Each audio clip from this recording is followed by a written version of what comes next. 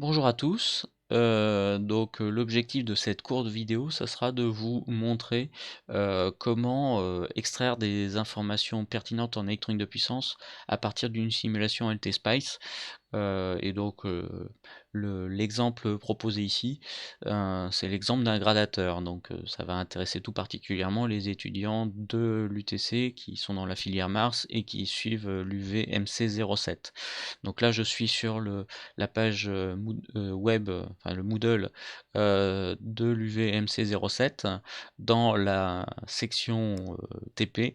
Et donc, dans cette section, il y a un répertoire TP1 gradateur dans lequel on peut trouver 3 fichiers, et parmi ces fichiers, on a un fichier .asc, mc07_gradateur.asc, qui est un fichier LTSpice, donc qui va décrire le schéma d'un gradateur, que l'on va pouvoir simuler.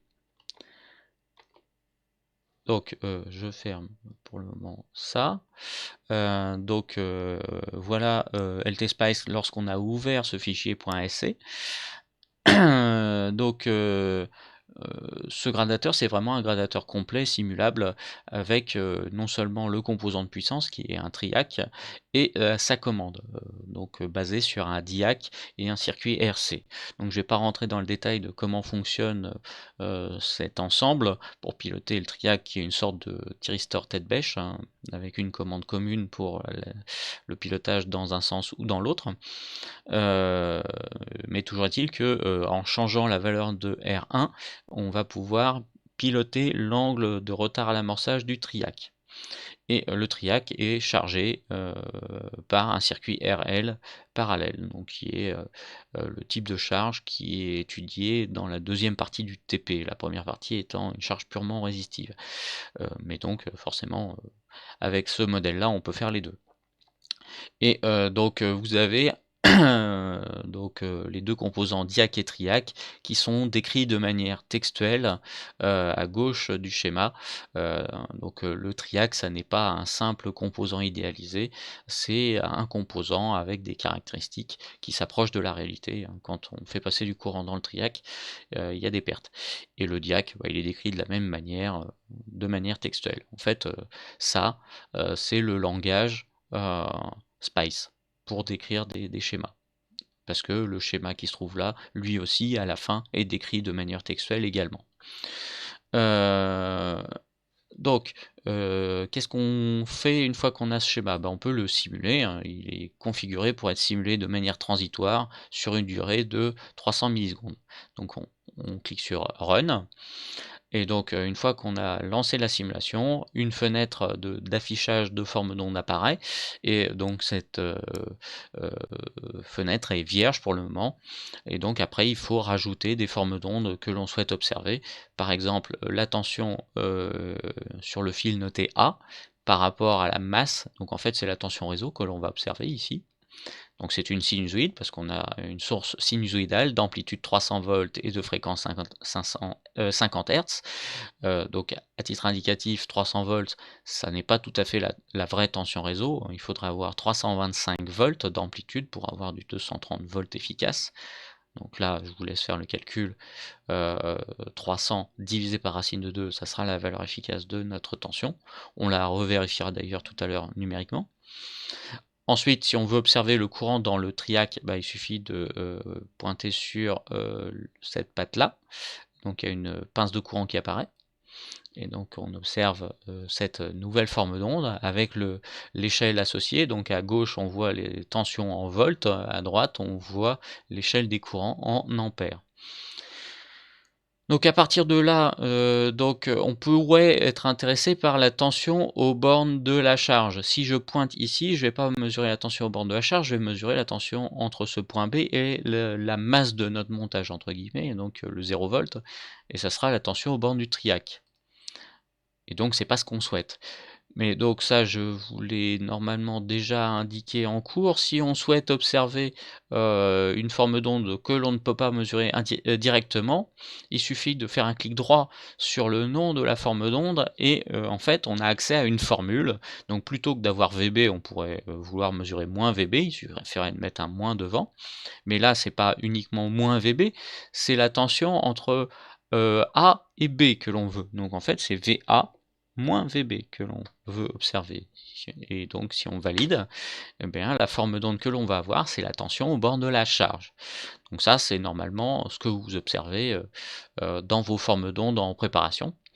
À un détail près, c'est qu'en fait, on a un régime transitoire. Ici, on a un plat qui est à 0, enfin qui est horizontal, pardon. Donc ici, c'est bien à 0, hein, VA moins VB, c'est bien une tension, et donc c'est bien sur cette échelle-là. Ensuite, on a un morceau de sinusoïde.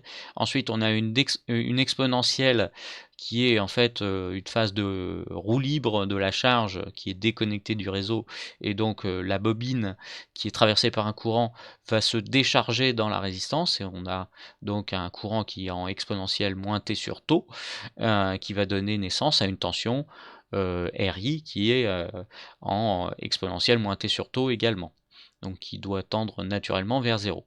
Mais donc là, on est toujours dans une phase transitoire. Ça devient périodique à la fin de la simulation, là où vous pouvez voir que les formes d'ondes vers la fin se répètent. Donc on est réellement en régime permanent qu'à partir de 100 millisecondes, par exemple. Donc bon, c'est intéressant, mais c'est pas forcément ce qui nous intéresse le plus. Ce qui peut nous intéresser, c'est évaluer la puissance, par exemple. Donc là, par exemple, si je rajoute un courant, le courant dans la résistance, bah, je pourrais éventuellement faire le produit tension aux bornes de la charge fois courant dans la résistance pour avoir la puissance dissipée dans la résistance, qui est le seul élément dissipatif de notre charge, et on aura la puissance dissipée dans la charge, injectée dans la charge. Mais c'est pas forcément le plus judicieux. En fait, on peut calculer la puissance en entrée, qui doit être à peu de choses près la puissance en sortie, à peu de choses près, hein.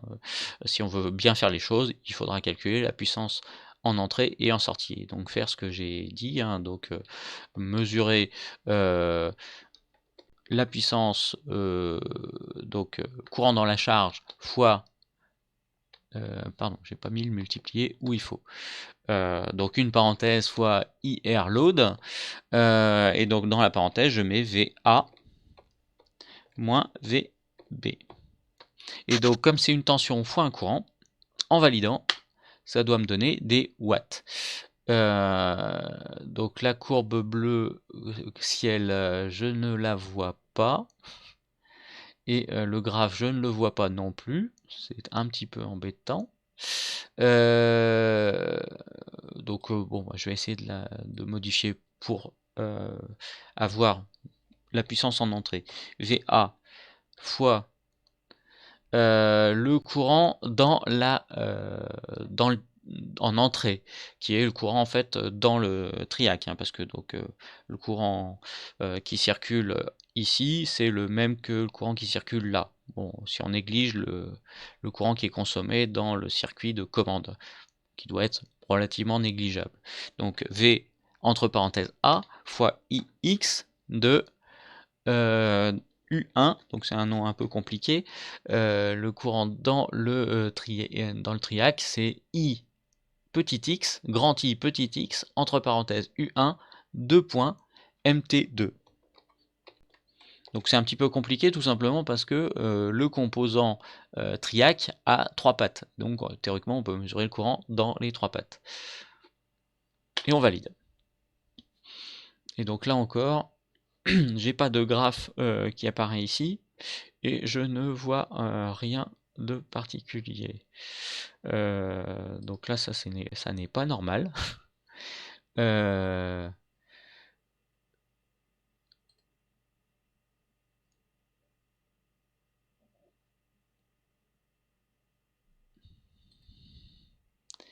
Donc je vais effacer VA. Oups, j'ai effacé le mauvais truc. Donc je recommence. Donc je vais faire le calcul VA fois IX. Et donc là j'ai un bon tracé. Par contre il est pas, il sort de l'écran. Auto-ranging. Ah, non. Ah voilà. Donc là j'ai cliqué sur Zoom Full Extends et donc là je vois la puissance instantanée en entrée de gradateur. Donc bon, maintenant que j'ai effacé les formes d'ondes qui pouvaient être utiles aussi, je vais les rajouter. Donc la tension et le courant. Voilà. Donc j'ai une échelle en watts pour la puissance, une échelle en volts pour la tension, là où les tensions, et une échelle en ampères de l'autre côté pour les courants. Et donc là, ce ne sont que des valeurs instantanées. Or, quand vous avez fait la préparation du TP, vous pouviez être intéressé par d'autres informations plus générales sur les signaux. La valeur efficace, la valeur moyenne, etc., etc. Donc on peut être intéressé par la valeur efficace de la tension. Donc pour l'obtenir, en fait, il suffit de sélectionner le nom enfin, pointer le nom de la variable qui nous intéresse et d'appuyer sur CTRL avant de cliquer sur le bouton de gauche de la souris. Et donc, une fois qu'on a cliqué, avec la touche CTRL maintenue, hein, donc on a des informations sur la tension VA, en l'occurrence, qui est donc une analyse de 0 à 300 millisecondes qui vous donne une valeur moyenne qui est pas tout à fait nulle mais presque, hein, c'est des millivolts. Donc c'est normal vu que c'est une sinusoïde centrée sur 0 et une valeur efficace de 211,88 volts. Si vous faites le calcul, 300 divisé par racine de 2, ça donne un peu plus de 212 volts. Donc c'est pas tout à fait correct, mais ça en est pas loin. De toute façon, c'est un calcul numérique, donc approché, hein. Une fois qu'on a fait ce calcul-là sur VA, il suffit de le noter. Et VA ne bougera pas de toute façon, quelle que soit la simulation faite par la suite, quel que soit l'angle de pilotage du triac. Et on peut faire la même chose sur le courant. Donc j'appuie sur CTRL, je clique, donc le courant moyen est nul, ou presque, et on a un courant RMS qui est de 974 milliampères. Alors là, il faut être prudent. L'analyse de la tension, elle est périodique dès le départ. Alors que pour le courant, il y a un transitoire. Vous pouvez voir que la première alternance du courant n'est pas au même niveau que les alternances suivantes. Pour être prudent, on va faire une analyse à partir de 100 millisecondes et on considère qu'on est en régime établi à partir de 100 millisecondes. Donc pour changer la fenêtre temporelle d'analyse, il faut aller dans Plot Settings et faire un Manual Limits. Et donc dans Manual Limits, on peut changer la limite gauche de l'axe horizontal. Donc au lieu d'avoir 0 secondes, on met 100 millisecondes. On valide, et donc les formes d'ondes sont modifiées, et le tracé se fait à partir de 100 millisecondes. Donc là, je recommence, je fais un CTRL, clic gauche, et donc là, bon, le courant a très peu changé, le courant efficace, mais donc là, c'est un peu plus conforme au régime permanent théorique. Et donc ça, c'est ce qu'on peut avoir sur les tensions et courants, sur les grandeurs du premier ordre, on va dire. Et donc pour la puissance, là, si je fais un CTRL clic gauche, la fenêtre est légèrement modifiée. Donc on a toujours l'intervalle temporel d'analyse, on a toujours la valeur moyenne, mais par contre, ça n'est plus une valeur efficace qui est calculée, parce que la valeur efficace d'une puissance, c'est pas tellement intéressant, c'est l'intégrale. Donc ça vous fait un calcul énergétique. Et donc c'est particulièrement intéressant parce que la puissance que l'on peut calculer, ça peut être une puissance aux bornes d'un interrupteur. On peut calculer les pertes, des pertes par période de découpage, qui sont en joules. Donc ça peut être intéressant de calculer l'énergie consommée par un interrupteur sur une période de découpage, et ensuite de multiplier par la fréquence de découpage pour avoir la puissance dissipée totale, parce que sur une simulation, on ne peut pas séparer les pertes par conduction des pertes par commutation. Mais donc on a de toute façon les pertes complètes qui peuvent servir pour ensuite dimensionner un dissipateur thermique. Donc ça c'était une petite parenthèse, mais donc là vous avez la puissance moyenne en entrée du gradateur.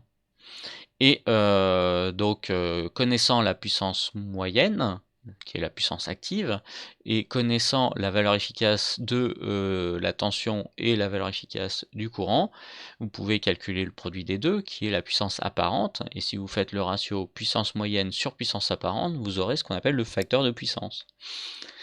Donc première chose, et deuxième chose, vous pouvez calculer la puissance en entrée, c'est ce qu'on a fait là, mais vous pouvez aussi calculer la puissance en sortie, c'est ce que j'ai tenté de faire avec un problème d'affichage tout à l'heure, VA moins VB fois le courant dans la résistance, ça sera la puissance réellement consommée dans la charge.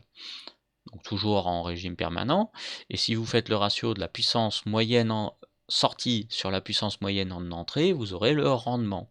Alors on pourrait se dire, le rendement il va être égal à 1, mais donc je vous ai dit que le triac il n'est pas idéal. Si on observe la tension VB et que l'on zoome très près de 0, quand VB est quasiment nul, ça veut dire que le triac est passant. Quand vous zoomez, vous pouvez voir que le triac passant a une chute de tension à ses bornes, de l'ordre de 1 volt, en positif ou en négatif, suivant le signe du courant qui passe dedans. C'est de toute façon dissipatif. Et donc ça veut dire que la simulation prend en compte des pertes dans le triac, et donc même en simulation, vous n'aurez pas un rendement égal à 100%. Il sera très bon, mais il sera très bon de toute façon même en pratique. Et ça peut même être un problème ensuite de métrologie pour évaluer le rendement du convertisseur, parce que les incertitudes de mesure avec les appareils de mesure des wattmètres en TP font que les pertes sont du même ordre de grandeur que les incertitudes sur les mesures, ce qui fait que vous avez une incertitude extrêmement grande sur le rendement, sur les pertes et sur le rendement. Sur le rendement, vous pouvez même vous retrouver dans la situation où les calculs à partir des mesures vous donnent un rendement supérieur à 100%, ce qui est quand même un peu fâcheux, et donc des pertes négatives, ce qui est bien évidemment impossible, mais donc la mesure peut être extrêmement contraignante à faire au niveau des précisions nécessaires des appareils de mesure sur un convertisseur de ce genre-là qui fonctionne à très basse fréquence, donc il y a très peu de pertes par commutation dans les interrupteurs, et les pertes par conduction sont de toute façon assez faibles par rapport à la puissance injectée dans la charge. Donc voilà, c'est tout pour cette vidéo, sachant que ce que je viens de vous dire est parfaitement transposable à un hacheur ou un onduleur. Voilà, merci.